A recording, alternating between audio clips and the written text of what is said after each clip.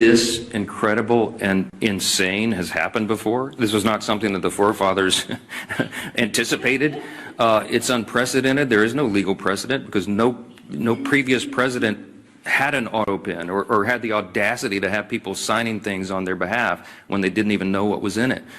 And so we're in uncharted waters as a nation. As we say up here all the time, we're so tired of making history. I just want normal times, normal Congress again. But the Biden administration was unprecedented in so many ways, and the president was checked out of his job for quite some time, and everybody knows it. And there was a cover-up.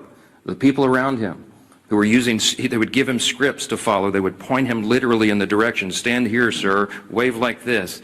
And he didn't know what he was signing. So there's all sorts of just incredible implications. It sounds like a terrible novel or something, but this is reality.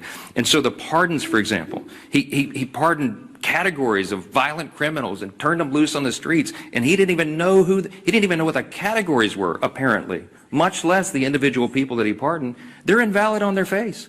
I mean, I used to be a constitutional law litigator. I would love to take this case and go into the courts and make that law to set the precedent. You can't allow a president to check out and have unelected, unaccountable, faceless people making massive decisions for the country.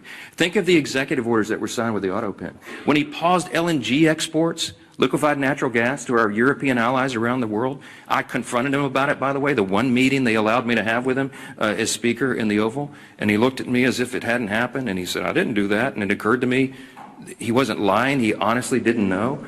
Do you know what the implications of pausing LNG exports were around the world?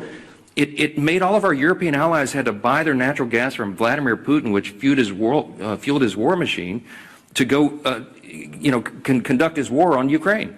It destabilized our energy sector, and it had us step back 3 or 4 steps of energy dominance around the world. Thankfully, we're back now because we have a commander-in-chief who's fully in command and understands the necessity, energy policy being national security policy. I could go on and on and on in every category. Huge implications. What does it mean for us? How do you unwind it? I don't know.